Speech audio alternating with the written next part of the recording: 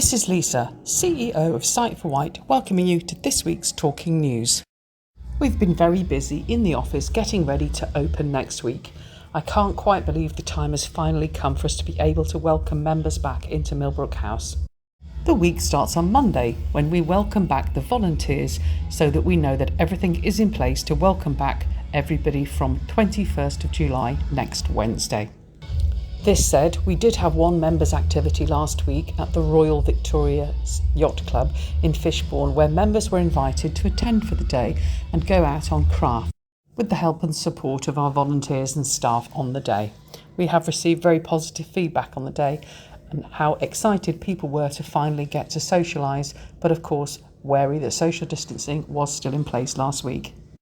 So this Wednesday, the 21st of July, please don't hesitate to attend Millbrook House for our coffee and chat morning.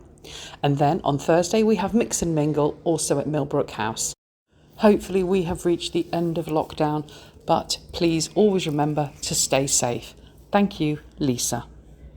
This is Alison reading from the Island Echo. City of Newport. Council could bid for first Isle of Wight city. The Isle of Wight Council may soon support the idea of Newport becoming an official city if a proposed motion put forward by Councillor Martin Oliver is accepted. At next Wednesday's full council meeting, Councillor Oliver will raise the prospect of the Isle of Wight Council entering a competition for Newport to be given the prestigious civic honour of city status. Her Majesty the Queen has agreed for a competition to be held to grant city status to a select number of towns in the United Kingdom to mark her Platinum Jubilee. Local authorities can enter this competition, showcasing their civic pride, interesting heritage and record of innovation, in order to make the case for awarding a town one of these honours. It's said to be widely recognised that the prestige associated with becoming a city can support efforts to boost prosperity and attract visitors. The Isle of Wight is one of a minority of English counties without a city, whereas neighbouring Hampshire has 3.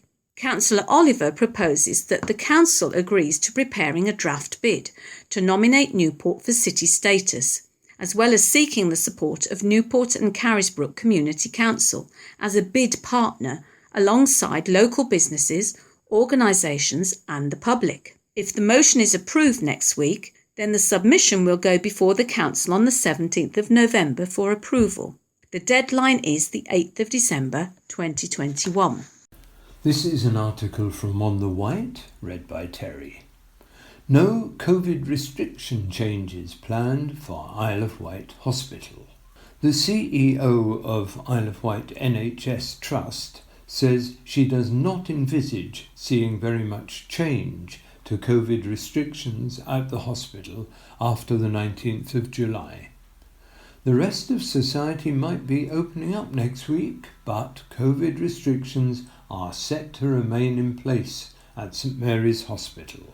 Nationally, while cases are rising, the rate of hospitalisation is slowing due to the vaccine rollout, where some people have not been getting the previously seen serious effects of the virus.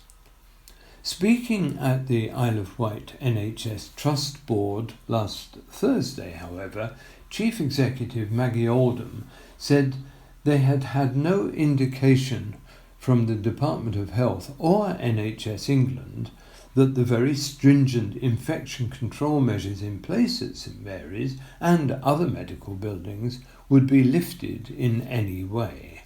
Miss Oldham said an eye still needed to be kept on COVID, and that while there was a lot of hope in easing the restrictions, it was a challenge for herself and her colleagues across the health services. She said, "We are not envisaging seeing very much change here across our trust as a direct result of anything announced for the 19th. This risk around COVID has not gone away and we have to keep our guard up. We have done so well on the island in the way we have kept safe the most vulnerable members of our community, the way we have been able to protect our staff and to continue to work. Everybody will agree we cannot in the first instance until we see what happens after the 19th, start to let our guard down. Restrictions still in place at the hospital limit visitors to patients, meaning they will only be considered to enter in exceptional circumstances. When attending an appointment at the hospital, patients are also asked to attend alone if they can, all in aid of keeping patients and staff safe. Chair of the Trust Board, Melanie Poole, said, "Whatever happens, we will absolutely put the infection control needs and safety of the hospital and its staff at the forefront of our minds. We will still maintain what we need to do on the hospital site and all our sites." This is Patrina reading an article from Isle of Wight Radio.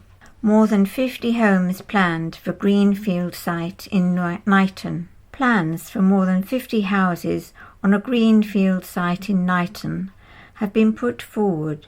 Outline plans have been submitted to the Isle of Wight Council on behalf of Tallulah Estates for 54 houses in a wraparound development, filling in agricultural land at Landacre Farm on Pan Lane.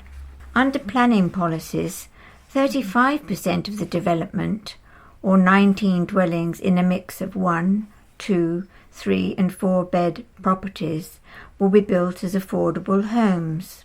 The remaining dwellings, as a mix of 35 2, 3 and 4 bed houses, will be regular market houses. The final mix of housing, if approved, would be agreed separately along with the scale, external appearance, layout, access and landscaping. Previous plans for the site, which were not formally submitted but received pre-application advice from the Council's planning officers, had to be built up to 71 houses on the land, but were reduced through different versions of the scheme.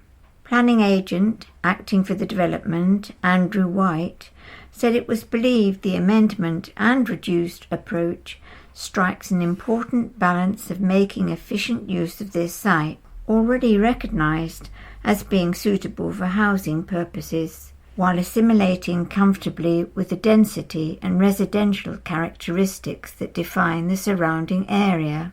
Mr. Wight says in planning documents an integrated approach has been considered with the layout of the development, with high-density areas more central to the site, with the more spacious plots towards the edge, leaving space for a wildlife corridor and eco-buffer.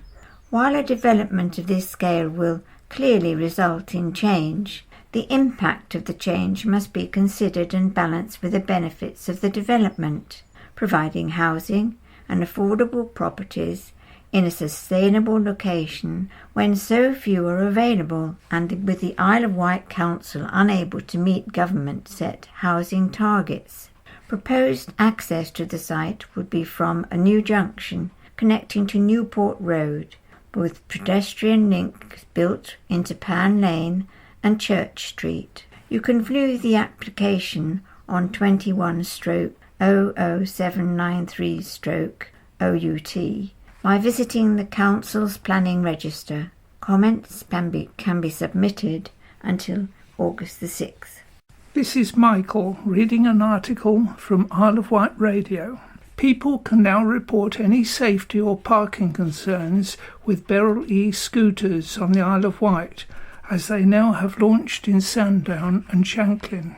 The partnership with Capture will allow non-users of the scheme to report any safety or parking concerns about Beryl e-scooters directly to the Isle of Wight operational team. To do so, people simply need to scan the QR code on any vehicle, take a photo and submit. Each time a report is submitted, points will be earned towards a donation to Sight for Wight charity. The expansion of Beryl's existing scheme will see an increase in the overall fleet of e-scooters across the island of an additional 25 e-scooters. There are 19 new bay locations in Shanklin and Sandown, which are now live and can be found in the Beryl app. These bays have been chosen in consultation with Isle of Wight Council, Ireland Roads, Hampshire Constabulary and Solent Transport as the UK's only certified B Corp micromobility operator. Beryl continues to work with community groups across the Isle of Wight to ensure the scheme works for everyone. To celebrate the launch, Beryl is offering people in Sandown and Shanklin the first 10 minutes of their rides free from Tuesday until Monday the 19th, as well as providing 10% of all minute bundles for all Isle of Wight between July the 7th and 18th. Beryl's CEO, Philip Ellis, said, "As we expand our scheme on the Isle of Wight into Sandown and Shanklin today, we're taking another step to ensure our e-scooters are convenient for riders, pedestrians and other road users. Due to our innovative geo-fenced and lined bays, 95% of journeys end in one, and we want to improve the further through partnership with Capture. Non-riders will be able to report any safety or parking concerns simply by scanning a QR code on each vehicle, taking a photo and submitting a report. Each report will also see points earned towards a donation to the Sight for Wight charity." Charlotte, CEO and founder Capture, said, "Again, the Isle of Wight leads the way. It's clear members of the public want more convenient travel options, but they also really care about the impact on their local community and the environment. Now is the time to work together to make sure the e-scooters work for everyone and are here to stay. That's why Capture has partnered with Beryl and will automatically donate to Sight for Wight each time a report is submitted for a member of the public." This is Alison, reading from the Isle of Wight Radio. COVID-19. Most rules to end in England on the 19th of July. Face masks and passports encouraged. England will move to the fourth and final stage of the government's roadmap for lifting lockdown restrictions in a week's time, the Health Secretary has confirmed to MPs. In what Sajid Javid said was a major milestone, the move to Step 4 on the 19th of July will see social distancing rules and limits on social contact removed across the country. All remaining businesses that have been closed during the pandemic, such as nightclubs, will be allowed to reopen. "We've all been yearning to get there, and we all want this to be a one-way journey," Mr Javid told the House of Commons. The Health Secretary cautioned there could be as many as 100,000 COVID cases a day later this summer. But Mr Javid said, on the evidence before him, he did not believe that infection rates will put unsustainable pressure on the NHS. This was due to the severely weakened link between cases, hospitalisations and deaths as a result of the vaccine rollout, he added. Asked by former Health Secretary Jeremy Hunt if he would take action if the coronavirus situation deteriorates, Mr Javid replied, "I am very pleased to assure him that if that risk matrix changes, for example with variants of concern, we will not hesitate to take the appropriate action."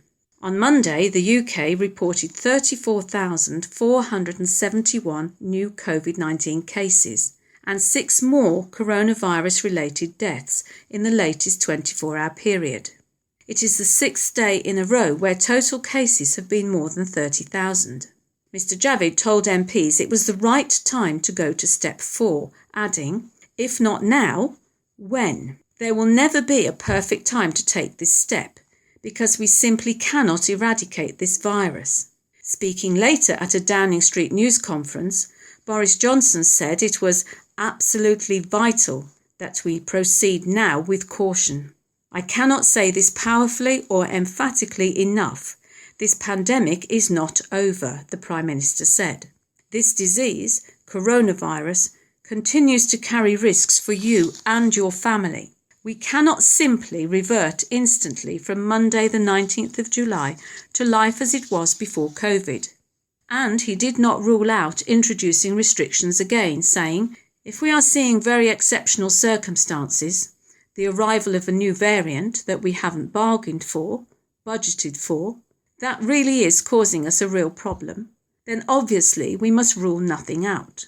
As part of Step 4, businesses and large event organisers will be encouraged to use so-called COVID passports, proof of double vaccination, negative test, or recovery from coronavirus in high-risk settings, in order to limit the spread of infections in their venues.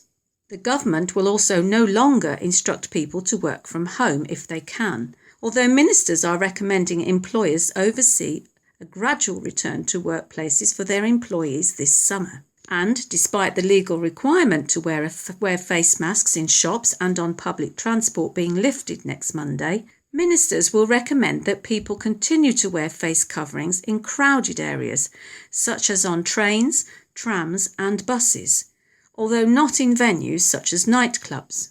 It comes after a strong backlash against ministers' plans to no longer legally compel people to wear masks in certain settings. Updated guidance for those most at risk from COVID will also be published this week, ahead of the full reopening on Monday. England had been due to move to Step 4 of the government's roadmap on the 21st of June, but the PM last month announced a 4-week delay to further unlocking due to a surge in infections of the Delta variant of the coronavirus. Mr Javid told MPs the delay had since allowed a further 7 million COVID vaccinations to be given, with the government now on track to beat its target of offering every adult a first dose, with 2/3 of adults being given 2 doses by 19th of July. The government's encouragement for large event organisers to use COVID certification via an NHS app or an email test result appears to mark a change in approach from ministers in the last week. Mr Johnson previously said that Step 4 would see no COVID certificate required as a condition of entry to any venue or event, although businesses and events could certainly make use of certification via an NHS app. The Health Secretary also previously told MPs that the government had concluded that we do not think using certification as a condition of entry is the way to go. However, the government will now encourage the use of certification for entry for large events where there are significant numbers of strangers mixing without social distancing, particularly indoors where in less well-ventilated places. Despite the lifting of almost all remaining COVID restrictions under Step 4, testing, contact tracing and rules on self-isolation will remain in place. The requirement for double vaccinated people or under 18s who are a contact of a confirmed COVID case to self-isolate for 10 days will be lifted on the 16th of August. The 28-day gap between restrictions being lifted on the 19th of July and the easing of self-isolation rules has prompted fears that millions of Britons could be forced to self-isolate over the coming weeks. Labour's Shadow Health Secretary Jonathan Ashworth accused Mr Javid of taking a high-risk and fatalistic approach. Instead of caution, he is putting his foot down on the accelerator while throwing the seatbelt off, Mr Ashworth told MPs. He admits that could mean 100,000 infections a day. That means potentially thousands suffering debilitating long COVID. It means as more cases arise, potentially more escape, and the threat of new, more transmissible variants emerging. This is an article from On the Wight, read by Terry. Ride Theatre, mixed views on commercial viability ahead of crunch meeting. A feasibility study by Hampshire County Council says the building is considered commercially unviable, but Councillor Jordan says he knows it can be sustainable.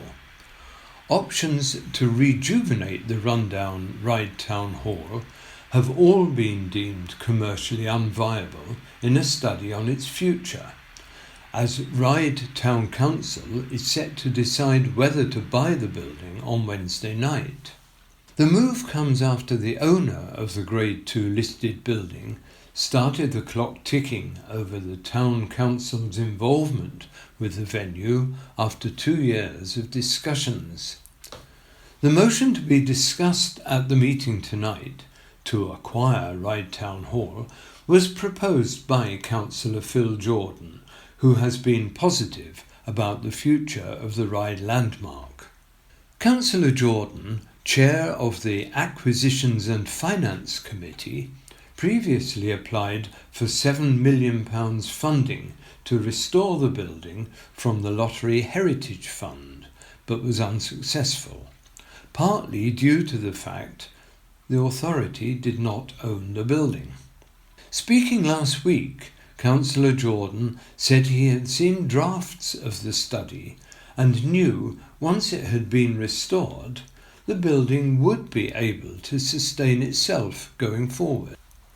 Now the feasibility study and business case by Hampshire County Council's Property Services has been made public, and it is estimated the shell and core condition and repair work would be £2.42 million, with work on the roofs set to cost £691,000 alone. 4 options have each been considered, utilising the building in various ways for multiple occupancies, with core areas for flexible event space, a cafe bar and a catering kitchen, while including specialities like a food hall, microbrewery, the library, office or residential space. To remodel the town hall into any of the options proposed would range from £3,050,000 to £3,540,000 on top of the repair costs, and exceed the estimated gross development values once it has been refurbished and is occupied. The study found each option would return a deficit ranging from £3.73 million to £3.92 million, and is therefore considered commercially unviable. The study says the owner would be willing to sell the building for £600,000, so the overall funding gap would be at least £3.5 million, which, while presenting an obstacle to restoring the fabric of the building, could be mitigated by securing funding through options like grants. A decision on whether to buy the building has been given a deadline. Mayor of Ryde, Councillor Michael Lilly, said as the owner has got another offer on the building. After giving us 2 years to come up with an offer, the owner is not willing to go further than July with discussions. Councillor Jordan felt it was important to have the study presented to the council and community. I have seen the draft and it is comprehensive on the viability. This is Patrina reading an article from Island Echo.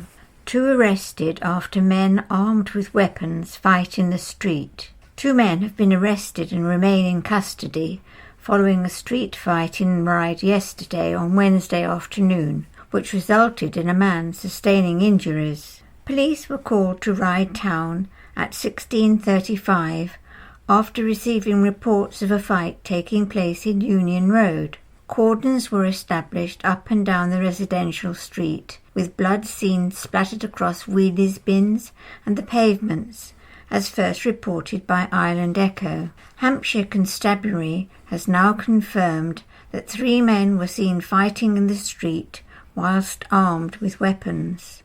A 36-year-old man from Ryde has been arrested on suspicion of possessing an offensive weapon in a public place and a fray.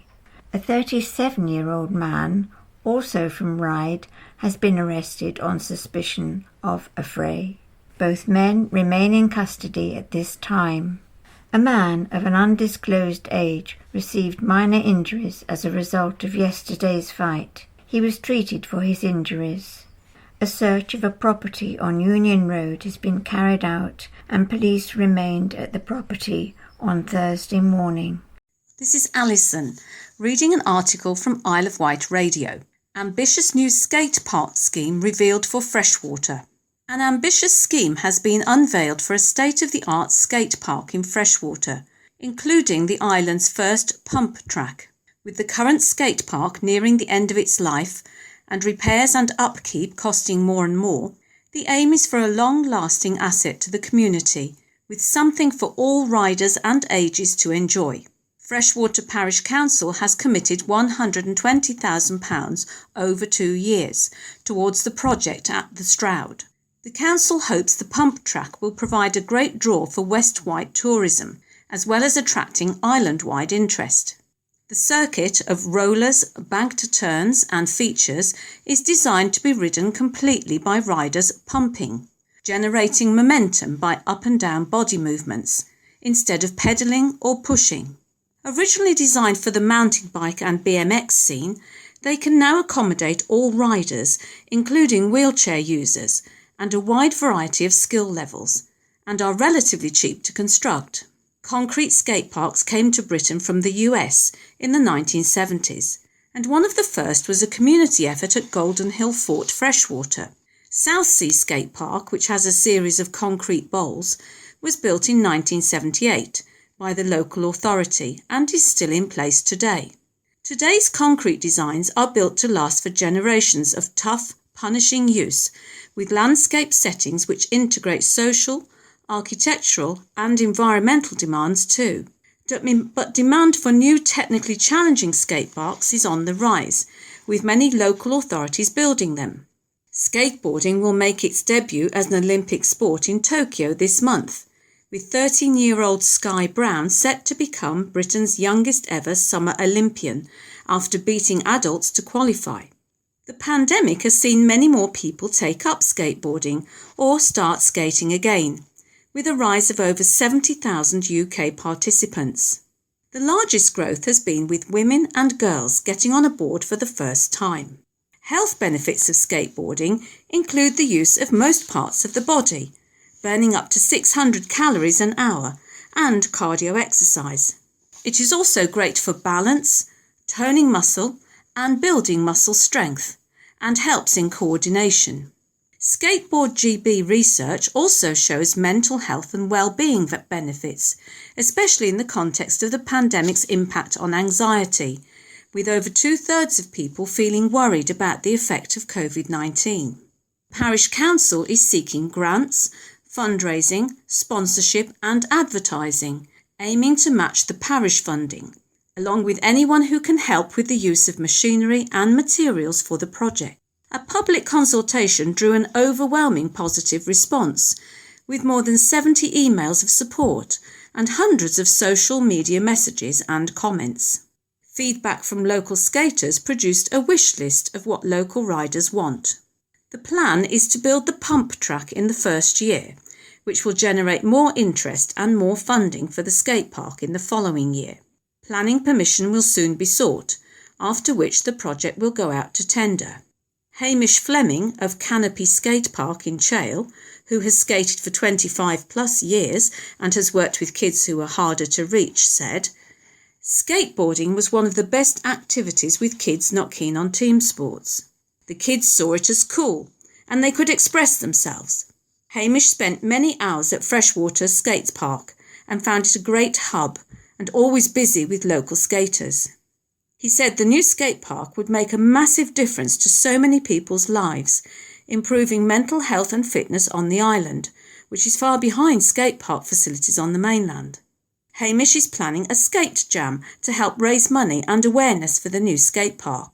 John Cattle, a veteran professional skateboarder who has run a skate club in Wootton for 10 years, as well as the island's only skate shop, White Trash World in Ryde, said, "There's a real need for improvement to all the island skate park, and the news that Freshwater Parish Council is supporting the first pump skate track is really exciting. To provide better local facilities for people to exercise, have fun and meet new friends is more important now than ever. We can't wait to roll around the new park."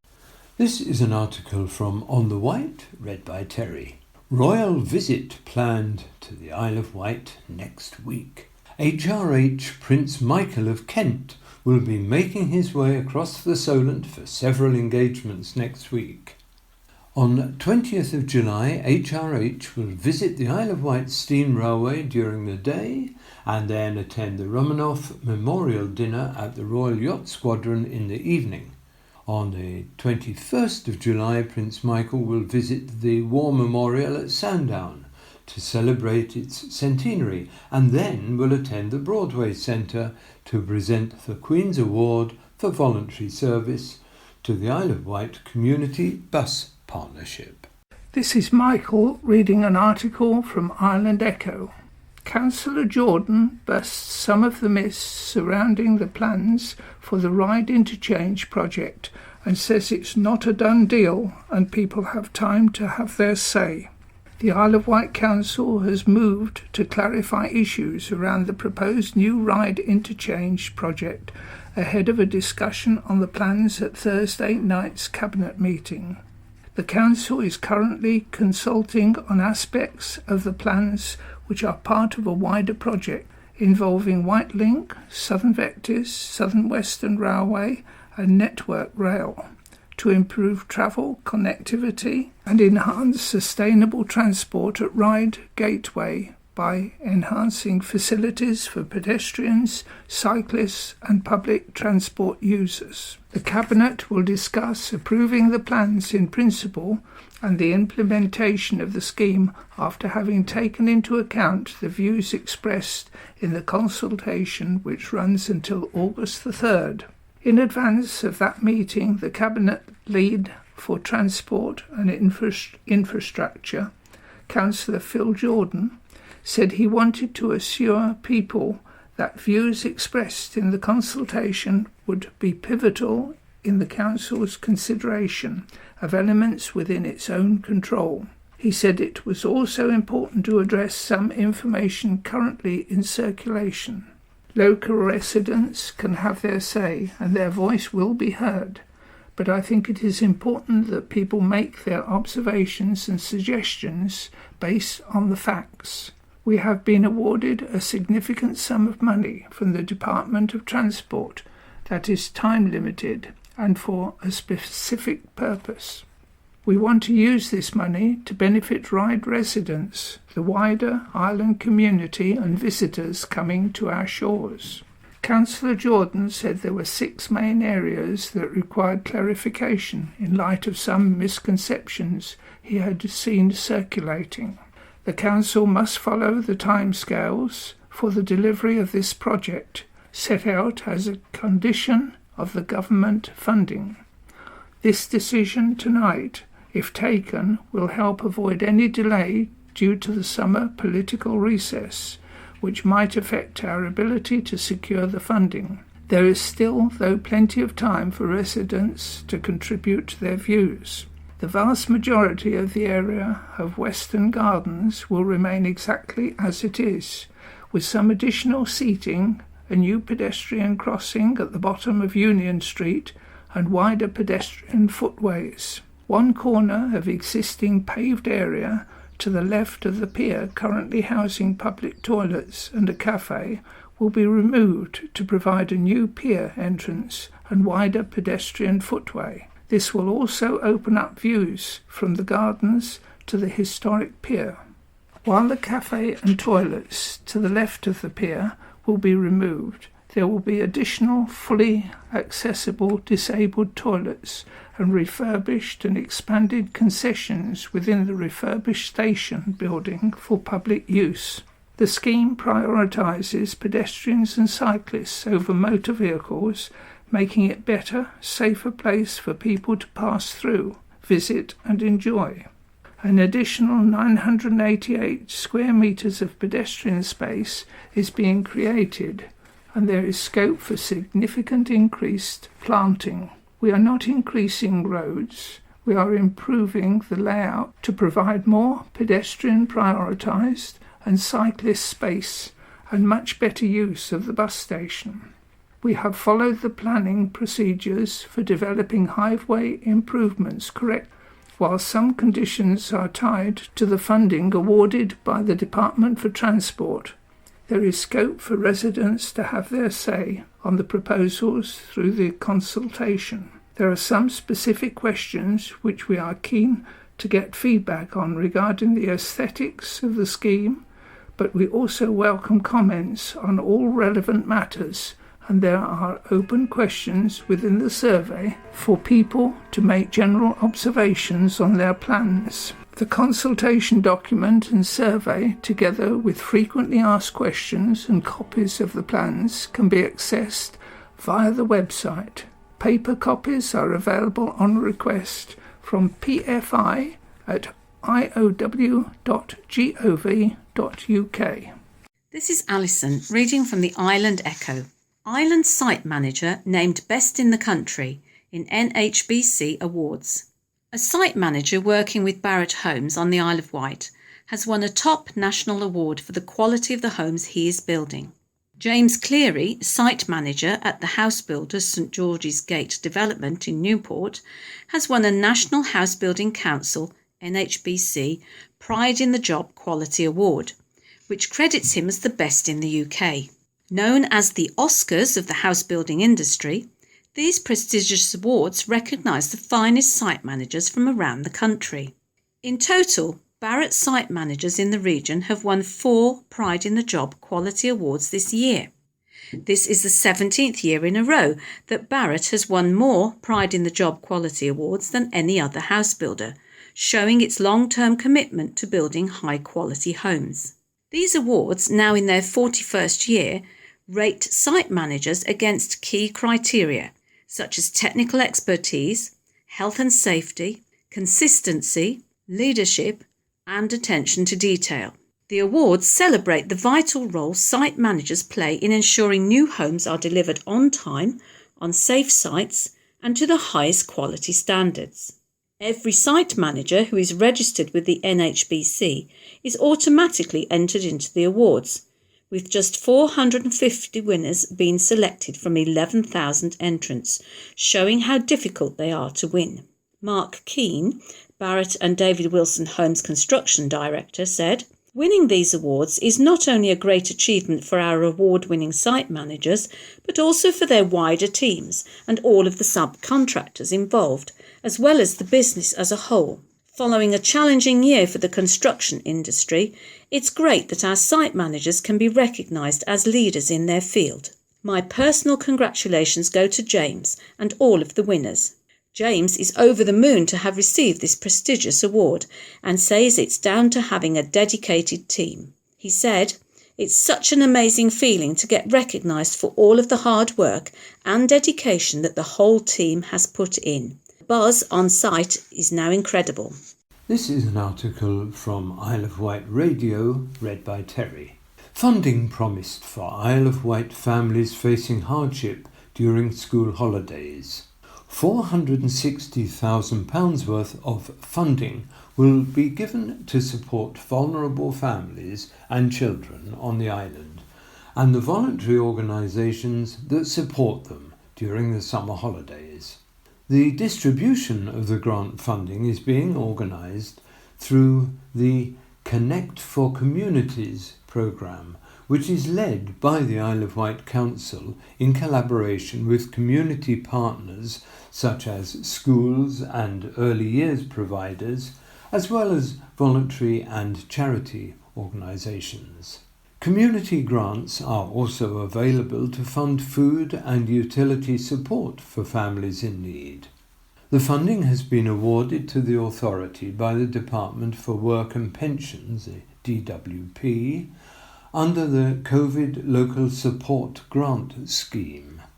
A £365,175 grant to schools, colleges and early years providers for them to purchase and provide one £15 food voucher per child per week for the summer holiday period for all eligible children. An estimated 4,869 children will receive these vouchers. up to £11,250 in funding for children's services to purchase one £75 food or fuel voucher for each care leaver not in receipt of vouchers through the free school meal voucher offer. An estimated 150 care leavers will receive these vouchers. A grant of up to £2,000 to the YMCA to support young carers not in receipt of vouchers through the free school meal voucher offer. A grant of £5,000 to Citizens Advice to support households financially with fuel bills over the summer period. Bewley House, Newport, a grant of £1,500 to deliver targeted food and fuel support to the families it works with. Community grants totalling up to £55,000 will help support families with food, energy and water bills. Voluntary and charitable organisations who understand the needs of their communities are encouraged to apply. Examples of how these grants could be used include activity and food packs, fuel vouchers, as well as food boxes. Schools and other education settings can apply to this grant to support families who do not necessarily meet the criteria for the free school meal vouchers. Councillor Debbie Andre, Cabinet Lead for Children's Services, Education and Skills, said, "I am really pleased we are able to continue helping families who are struggling during these difficult times. Even though coronavirus restrictions are gradually easing, the pandemic has meant that many people are dealing with challenges they have never had to face before. We know that the school holidays can be a particularly difficult time for families when these pressures are heightened, and want to help ensure children and young people do not go without necessities." This is Patrina reading from Island Echo. Revealed: self-isolation, roadworks and influx of tourists blamed for Red Funnel disruption. 30% of staff at Red Funnel are currently having to self-isolate, which, when tallied with recruitment struggles, an influx of tourists and roadworks, is causing disruption on the East Cowes to Southampton vehicle ferry service. Island Echo readers have been complaining about regular and lengthy delays when travelling across the Solent, as well as traffic jams at both terminals and numerous sailing cancellations. But until now, it wasn't entirely clear what the root cause of this sudden and impact disruption was. The company's CEO, Fran Collins, has finally revealed the numerous reasons behind the recent deterioration in the company's service, with the main factor being COVID-19. It is now known that 30% of the workforce are currently unable to work as a result of being contacted by the NHS track and trace system or self-isolating. Less shoreside staff means that loading and unloading is a slower process, which in turn is resulting in queues out of the gates. A number of ferries have had to be cancelled because the company cannot meet the legal requirements in terms of staffing. Recruitment has also been a struggle this year, with 51 roles currently available across the business in both Southampton and here on the Isle of Wight. These roles vary from customs advisors to deckhands. The lack of seasonal staff and the 30% reduction in available staff has led to a massive understaffing issue for Red Funnel. Island roads have also been blamed for some of the earlier disruption, with roadworks in East Cowes putting additional pressure on traffic in the area. Red Funnel says they are now working with the Isle of Wight Council to devise a traffic management plan for the summer holiday period, and will be encouraging travellers not to arrive more than 30 minutes before their sailing. A boost in the popularity of staycations this year means a lot more visitors are heading to the Isle of Wight, which means the route is becoming busier than normal, all at a time when the company is understaffed. The next 8 weeks are expected to be even busier as children break up for the summer holidays, which could well cause even more disruption for the cross-Solent operator. However, from 16th of August, the requirement for self-isolation will change, meaning those who are double vaccinated won't have to self-isolate if they come into contact with a positive case, which should help keep the workforce in work. Fran Collins, CEO of Red Funnel, says, "We recognise that recent disruptions to our service have contributed to delays and cancellations, affecting the community in East Cowes. We sincerely apologise to both passengers and the local community. Red Funnel provides an essential service for many islanders, and we want to ensure we are both open and transparent with our communications to both our customers and the island community. We will continue to keep the community updated as we work hard to improve the essential service we know residents rely on during these challenging times, minimising our effect on the island infrastructure." This is Michael reading an article from On the Wight. Councillors' slow action could lead to reversal of controversial planning refusal.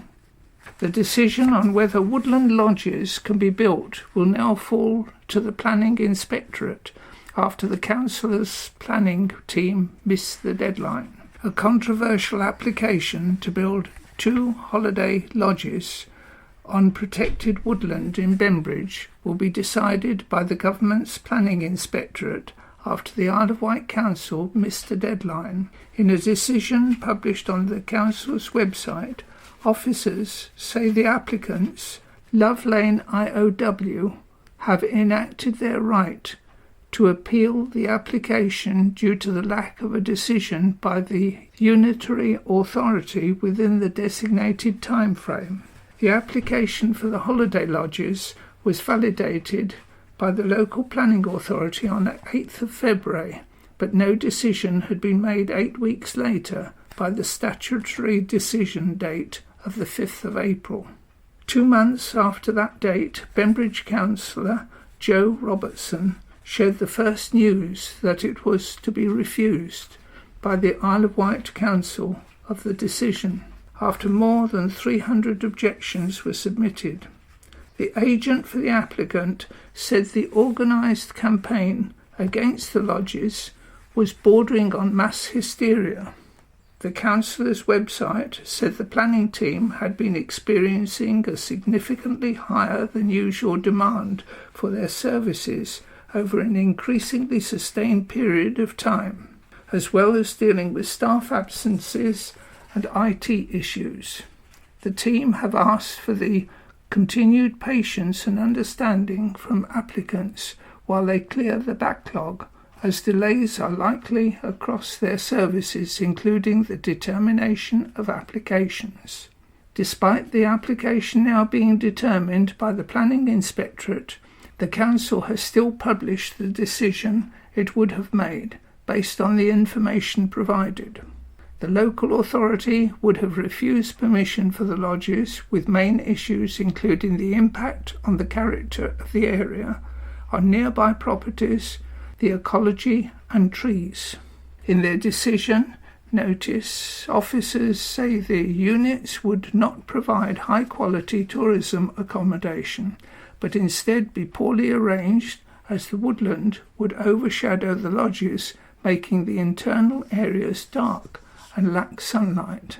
They said, "It is the planning authority's opinion that owing to the wooded nature of the site, the narrowness of the woodland and the absence of any development within it, the development would jar with the rural character of the lane and appear as an obvious intrusion into an area that is rural and not of sufficient width to comfortably accommodate this development. Officers went on to say that there would be several factors that would compromise the designed woodland, one being it would be hard to construct the building without causing damage to the trees. Although mitigation measures had been suggested through planning documents, planning officers said they could not be secured to prevent harm, and the economic benefits of the tourism accommodation would not outweigh the significant harm that would be caused to the protected woodland or the character of the area. The appeal was validated in June, but no information is available to say when it could be determined. Good morning, this is Paul, and before we start the County Press, we're going to read the second part of the week's Society News. With the lifting of restrictions on Monday the 19th of July, Sites for Wight is reopening to our volunteers and members, and would like as many of you to come back to see us. Volunteers are welcome to a welcome back catch up with coffee and cake on the Monday the 19th at 10:30 a.m. here at Millbrook House. Coffee and chat mornings are restarting once again next Wednesday, the 21st at Millbrook House, starting at 10:30. £1 for coffee and cake. Come along and chat to members. Thursday, Mix and Mingle is restarting next week, the 22nd at 10:30 a.m. Next week will be a special occasion when a new bench in memory of our long-standing volunteer, Mel Barnes, will be unveiled, followed by tea and cake. Transport is available but must be pre-booked in advance. A reminder that if you want to join us to a trip to Shanklin Theatre in November to watch Dad's Army, or you are interested in a planned holiday to Warners next April, numbers must be submitted by the end of July. Call the office on 52205 to book your place for the end of July. If you require more information on any of the above activities, please do not hesitate to contact the office on 52205. Letters to the editor. That went well, says Jennifer Smart of Sandown. The NHS is safe in my hands. Remember that Conservative promise? Followed by A. Shortage of beds, shortage of doctors and nurses, 13 million people awaiting NHS treatment. That went well then. This is a letter from Don Vincent in Lake regarding a totally unrealistic report, the County Press, the 9th of July, titled Hopes for Railway Extension. I wish to remind the editorial team that the silly season is always in August, not July.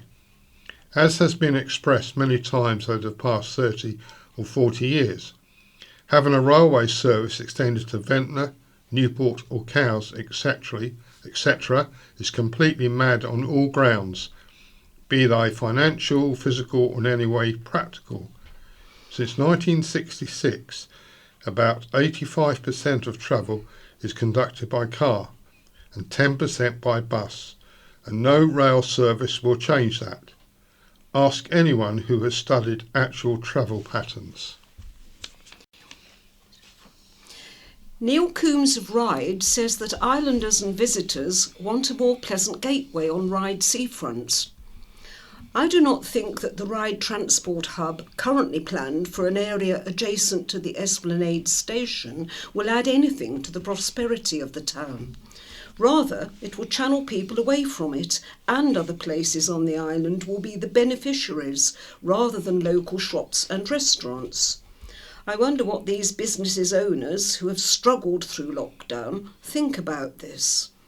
It seems extraordinary to me that anyone would contemplate the destruction of an area of beauty where people gather and enjoy their recreation in the gateway to the island, where visitors form their impressions of what the place is like. No one will remember a hub, but beautiful gardens, seats, fine views, refreshment easily at hand, the company of other people and their conversation, these are the things that make an impression and make people anticipate good things of their time on the island. A hub will be regarded as a concrete monstrosity and dispose people to think that the place is like the area they came to the Isle of Wight to escape. It will certainly damage their expectations. The hub should be forgotten and its would-be perpetrators asked quietly but firmly to think again. This is a letter from Martin Henson in Carisbrooke. Read the article in the County Press the 9th of July. Carisbrooke children worried about fast cars outside school. I fully support the campaign for traffic calming measures on Carisbrooke High Street. Over recent years, the volume of traffic has greatly increased and the 30-mile-an-hour limit is just not fit for purpose. The pavements are often busy with pedestrians, including young children, whilst vehicles drive by just inches away from them. It is only a matter of time before there is a serious accident. Several months ago I was hit by a car wing mirror, which fortunately did no lasting damage. The driver immediately stopped to make sure I was okay and apologised, citing the fact she had to drive close to the very narrow pavement as a large vehicle was coming towards her. One easy improvement would be to make speed limits of 20 miles per hour. Why not implement that straight away? Easily done, and it could save lives and or injuries. Obviously, other traffic calming measures should also be considered. This issue needs addressing urgently, and delay in action is a pointless risk.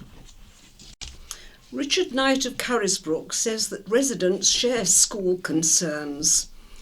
Carisbrooke High Street is dangerous. The article in the County Press of the 9th of July, generated by St Thomas of Canterbury Primary School, reported the concern of traffic with wing mirrors crossing over the curb line to hit pedestrians. I know of 2 people who have been directly hit. An 18-year-old girl was killed recently on the mainland when hit by a wing mirror. And yes, the resident community shares the school's concern. Island Roads have not looked at this. It is not the same as Cedar Hill. We will offer our support to see action to reduce the danger. Vindaloo to our NHS is much more than a charity case. This is from Tony Pendleton in Newport. I wrote this on Sunday afternoon before we found out how disappointed the country was. I am listening to the radio hearing Vindaloo 2 and how the proceeds of its sale will go to NHS charities. Just want to say that the NHS is not a charity. The more that it's referred to as such, it will stick in folks' head that it's funded as a charity. I'm not suggesting folk don't donate to charities. I am suggesting that people understand that our taxes and national insurance funds the NHS. I would pay a bit more to ensure we all have free access, that its peripheral services are not dependent on charitable contributions. Nationalising ferries would be unwelcome, says Mike Meyer of Ventnor. I read Councillor Quigley's letter in the County Press of the 9th July regarding the island ferries, and immediately my heart fell. I assume he is simply too young to remember the disastrous service of the nationalised industries before the 1980s. At that time, these, and particularly the railways, were run for the benefit of the providers, not the customers.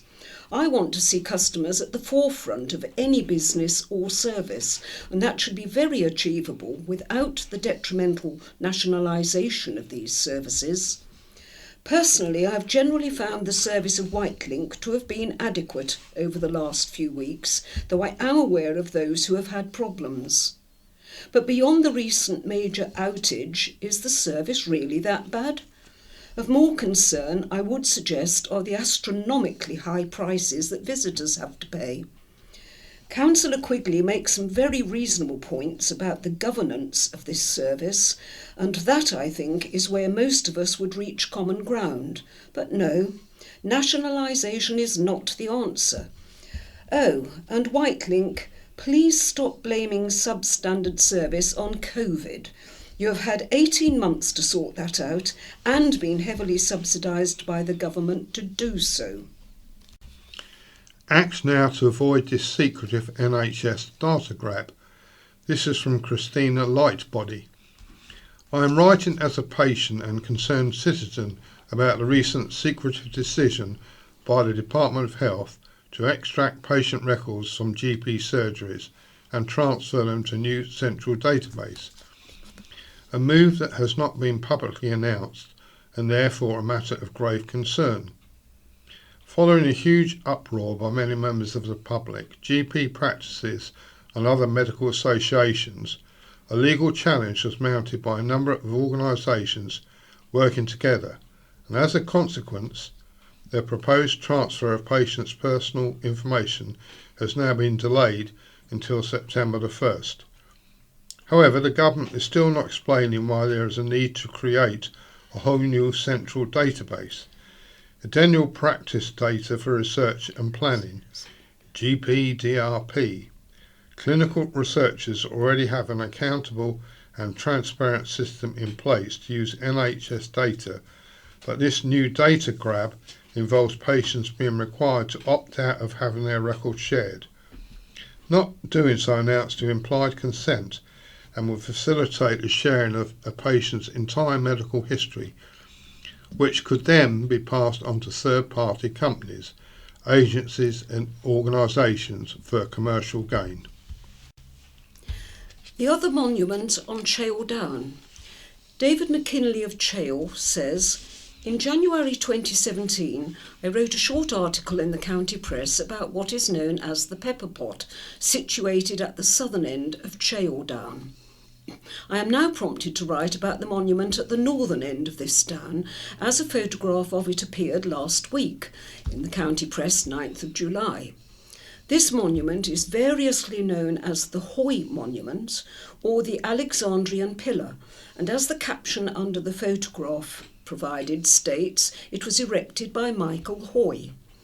He was a businessman who had wide interests in Russia in the early 19th century. He was a Russophile who spent a good deal of his time in Russia and named his house on the eastern slopes of Chale Down after the Hermitage in St. Petersburg. When there was a state visit to this country by Tsar Alexander I of Russia in 1814, Hoy, because of his extensive knowledge of Russia, was asked by our government to accompany the Tsar and Tsarina while they were here, but there is no evidence that they visited the island. The inscription on the north face of the monument, to commemorate the visit of the Tsar and Tsarina of all the Russias, 1814, is therefore somewhat misleading. It is something of an irony that the later inscription on the south face of the monument commemorates those who fell in the Crimean War fighting the Russians. As an addition to this letter, the Michael Hoy referred to in this letter built Millbrook House, the Society's headquarters, and lived in it for a few years. Another memorable occupant for Newport people was Dr. Heathcote, who used it as both home and surgery. Remote GP sessions, a more hygienic future, from P. Batley of Wellow. Those who regularly complain in these letter pages about struggling to see their GP need to get used to the idea. The old days of sitting in a waiting room with 10 or other 20 patients, all coughing and spluttering, are long gone, thank heavens. Our NHS is undergoing very rapid and radical change. Presently we are on a phase 1 re-education.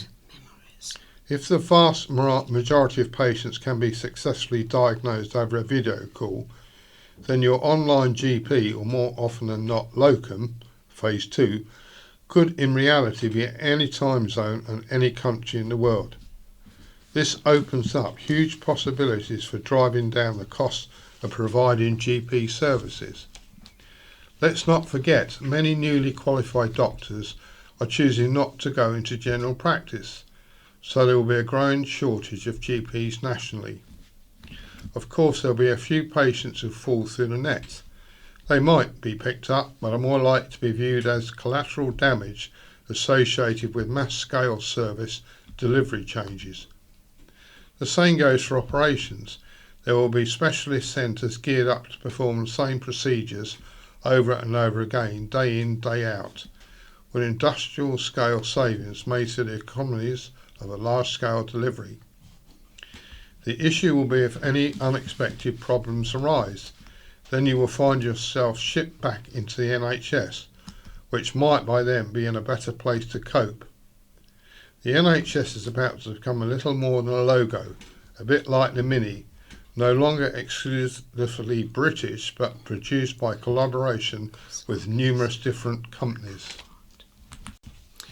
And now, Wight Memories.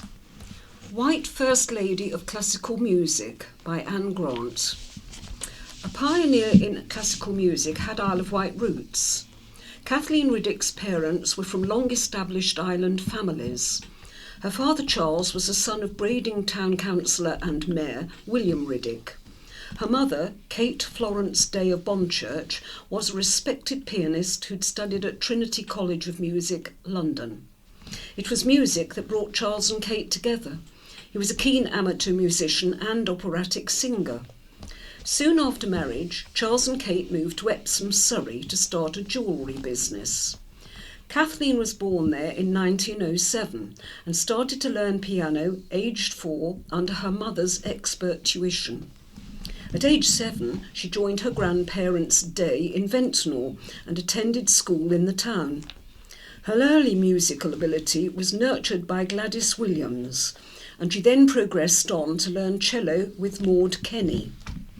In 1915, the county press reviewed a wartime concert organised by Mrs. Day in Ventnor.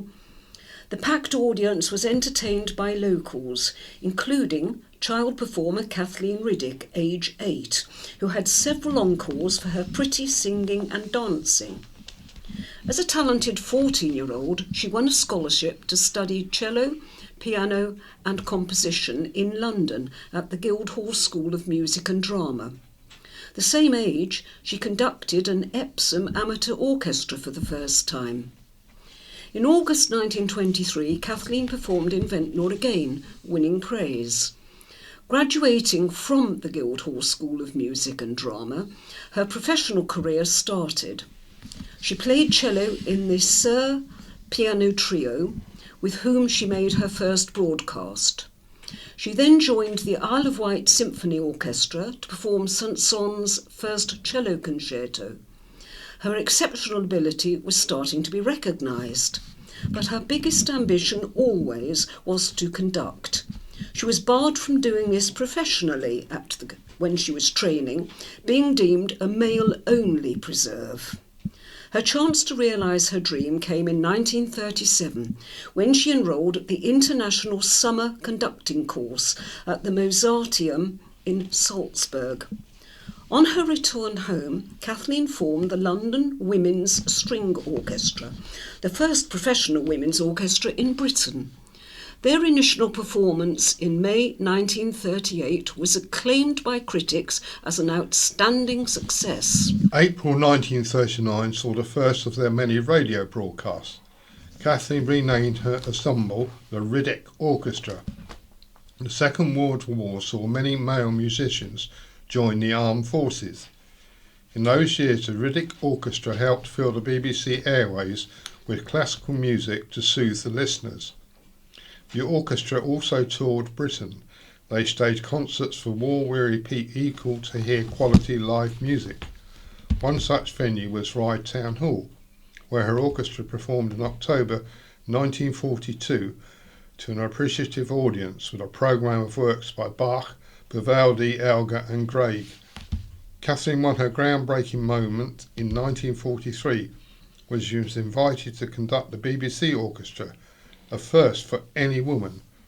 After the war, Riddick Orchestra returned to Ryde Town Hall in April 1946 and May 1949. The latter was a special performance for the closing night of the newly revived Isle of Wight Music Festival Week.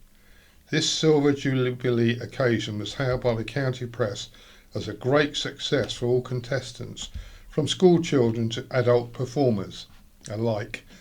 Despite her achievements, she had critics. The famous Sir Thomas Beecham hit this sour note in 1948 when he reportedly said he didn't approve of women in orchestras, and much credit for bringing women into the limelight goes to Catherine Riddick. During the last 6 years, she's proved the public doesn't like unadulterated femininity in its music. Her orchestra only survived financially with an Arts Council grant, and in 1944 she bowed to prejudice and took in men players. Kathleen's daughter Susan says Beecham totally misunderstood Kathleen. She said she believed in equality for all, not just equality for women. That's the true reason my mother changed her orchestra to include men. In 1951, Kathleen broke through another glass ceiling. She became the first woman to conduct an orchestra at the Royal Festival Hall, namely the Surrey Philharmonic Orchestra. The BBC again put Kathleen centre stage when in 1954 she was the first woman to conduct 3 orchestras: BBC Northern Orchestra, BBC Scottish Orchestra and the London Symphony Orchestra. She worked with dozens of distinguished artists, including Jacqueline Dupre and Kathleen Ferrier. In her family life, Kathleen married George Bixley, a keen amateur musician. She taught music to her daughter and to Surrey school children. Kathleen received an OBE for services to music in 1961. Quite a lifetime of achievements for a woman who, as a little girl dwarfed by her cello, dreamed of one day conducting a big orchestra. Kathleen died at home in Ashted, Surrey in 1973. Her musical legacy lives on. Her orchestra, the Surrey Phil, still performs today. Her daughter, Susan Bixley Gilchrist, went into the music profession, becoming a timpani and percussion player and teacher. Her granddaughter Elizabeth Gilchrist studied music and is a BBC sound engineer. Her grandson Stephen Gilchrist is a professional drummer and examiner for Rock School. He played at Festival in 2011 in Graham Coxon's band. Kathleen's extended family still live in Ryde. She is remembered in Ventnor Heritage Centre, and Isle of Wight motorists will recall the name Canning Day of Newport, another of Kathleen's family connections. Women who followed in her footsteps owe much to her success. This first lady of classical music deserves to be more widely acknowledged and remembered Wight-wide. This is an article now, My View, by Catherine James. Should a private kiss be public property? There have been many 4-letter words used to describe Prime Minister Boris Johnson and his minister. Tory is the most obvious one, though I expect you can think of several others. One short word which I was not expecting to associate with ex-Health Secretary Matt Hancock was sexy, but having been recently exposed in the press embracing, nay, kissing a woman who is not his wife, perhaps the otherwise bland Hancock embodies the maximum that power is an aphrodisiac. The fact of his dalliance with female colleague Gina Coladorangelo is in a way neither here nor there on the face of it, despite him being very much on the face of her. After all, many office romances have successfully converted to the whole kit and caboodle of marriage, children and happily ever after. What is of note, however, is the way the clinch was discovered.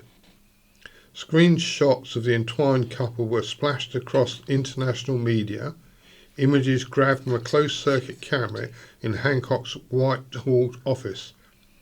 A very private moment captured and made public. Did he know the camera was there? Presumably not. Is this expose in the public interest? Arguably yes, particularly when social distancing rules were very much in place at the time.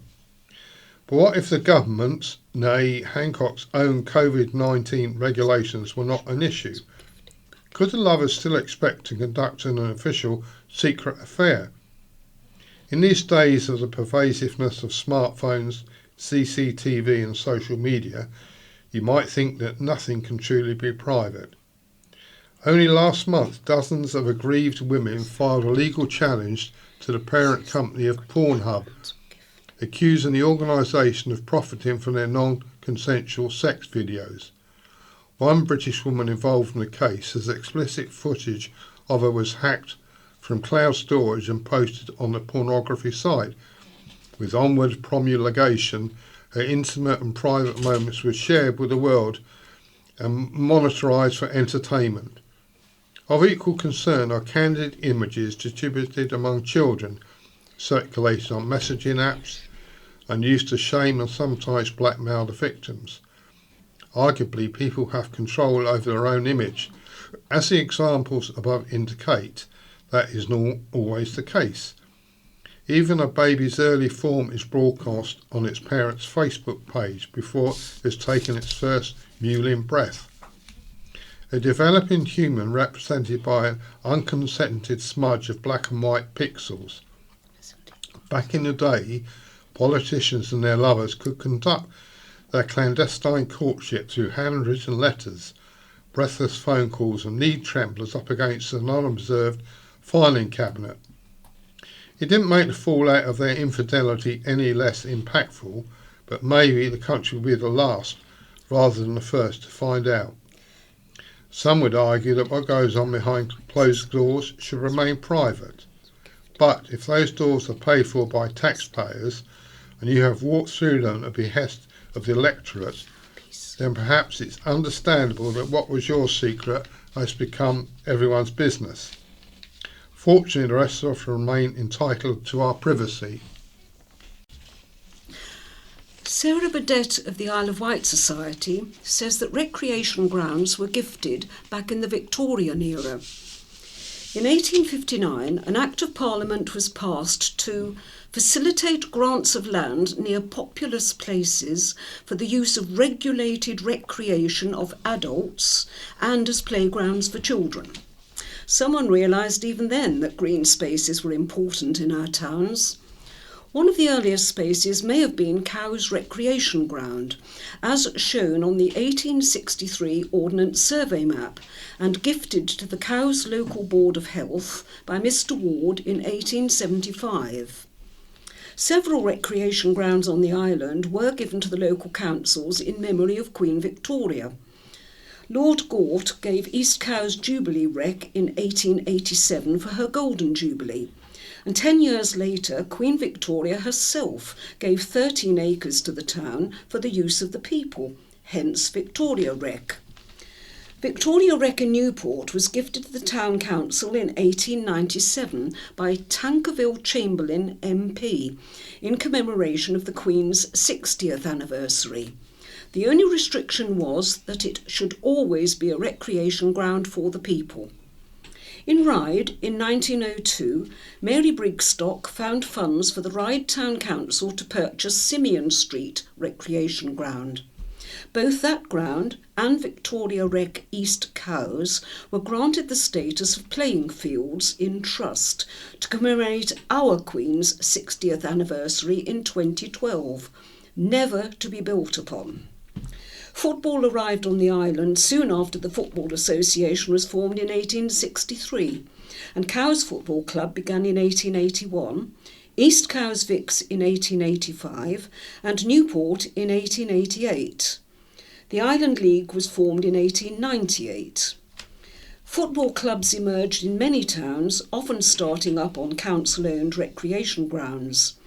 East Cowes Vicks were allowed to fix their own goal posts in Jubilee Rec, but soon moved to flatter ground in Beatrice Avenue.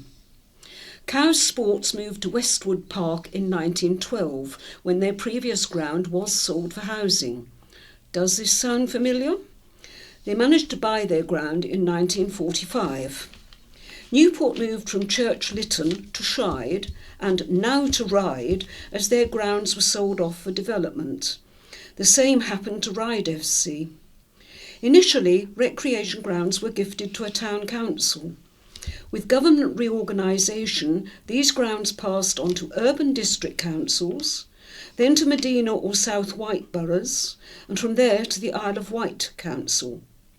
Today we see a move back to the local councils taking on responsibility again. The need for these spaces continues as urban areas become more compact.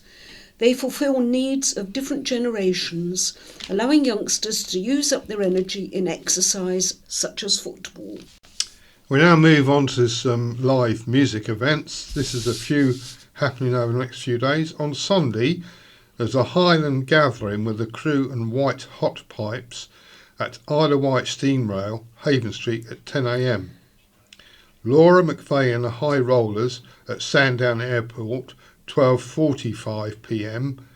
Jukebox Jazz at Addiston Vineyard, 1 p.m. Shanklin, 2 p.m. IWSO Brass, Rylstone Gardens, Shanklin, 3 o'clock. Monday is Cowes Concert Band, Rylstone Gardens, Shanklin, 8 p.m. Wednesday is Sandown and Shanklin Military Band, Rylstone Gardens, 8 o'clock. Shanklin Theatre is reopening on Thursday, July the 22nd. On Thursday the 22nd, Spotlight present Beyond the West End at 8:15. Saturday the 24th, Sarah Millican, Bobby Dazzler at a matinee 3:30 p.m. and again in the evening 7:30 p.m. Next day, Sunday 25th, Nia King, The Greatest Hits of Whitney Houston at 7:30 p.m. Saturday the 31st, The Spotlight Show at 6:30 p.m. In August, Tuesday the 3rd and Wednesday the 4th, Fame the Musical at 7 p.m. Thursday the 5th, Spotlight present Beyond the West End at 8:15 evening. Sunday the 8th, Theatre Train Summertime Special at 5 p.m. Thursday the 12th, Spotlight present Beyond the West End, 8:15 p.m. Friday the 13th, The Zoots Jack Up the 60s at 7:30 p.m. Saturday the 14th, A Whole Lot of Shaking at 7:30 p.m. Sunday the 15th, Francis Rossi, I Talk Too Much at 7:30. Wednesday the 18th, Calling Planet Earth at 7:30 p.m. Thursday the 19th, Spotlight present Beyond the West End at 8:15 p.m. Friday the 20th, Jive Talkin' at 7:30 p.m. Sunday the 22nd, Cold Place, a tribute to Coldplay at 7:30. Wednesday the 25th, Cloud Busting, the music of Kate Bush at 7:30. Thursday the 26th, Spotlight present Beyond the West End, 8:15 p.m. Friday the 27th, 80s Mania at 7:30.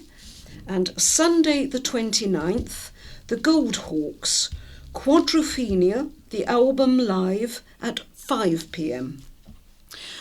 Shanklin Theatre box office number is 868000. We now move on to miscellaneous news items. Farmers can get grants. DEFRA has introduced a new grant scheme to help farmers and land managers of protected landscapes, such as areas of outstanding natural beauty. The Farming in Protected Landscapes programme will run from this month through to March 2024. Administered by the Isle of Wight ANOMB team, farmers and land managers can be supported financially to carry out projects that encourage nature recovery, mitigate the impacts of climate change, provide opportunities for people to discover, enjoy and understand the landscape and cultural heritage, or support nature-friendly, sustainable farm businesses. Get the kids out on the water. Summer holiday activities are being offered to children in the form of fun-filled, action-packed camps, fun days and week-long sailing. There are water sports taster days and options for 6 to 8-year-olds, 7 to 15-year-olds and the whole family. The sessions include a combination of on-the-water and land-based activities, which could include dinghy sailing, stand-up paddleboarding, kayaking, windsurfing, raft building, wet and dry team games, tightrope walking, boat building, crabbing and more. For those aged 8 or over who want to learn to sail and achieve certification, UXA's RYA Dinghy Start, Improver and Advanced options cover all levels. There are dinghy mini courses for those aged 6 and 7. It offers local families the ideal school holiday childcare solution. Court couldn't find an interpreter. The case against an Iraq national who faces kidnapping, robbery and burglary allegations in the Newport area stalled following a failure to find him an interpreter. Kazman Zaid, of no fixed address, appeared at the Isle of Wight Crown Court by prison video link on Monday. He is due to give pleas to a string of alleged offences that include kidnapping, robbery, aggravated burglary and 2 counts of possessing a bladed article in a public place. The allegations are linked to recent incidents in the Newport area. A continental swarm of hoverflies invade the Isle of Wight. Island residents were taken by surprise by the unusual spectacle of swarming hoverflies this week. Starting on Tuesday afternoon, millions of the common marmalade fly, attracted to the warmer weather, swarmed through Wroxall, heading towards Whiteley Bank and beyond from about 2:30 p.m. They continued to swarm through on Wednesday and were spotted in other island towns and villages, including East Cowes, Yarmouth and Newport.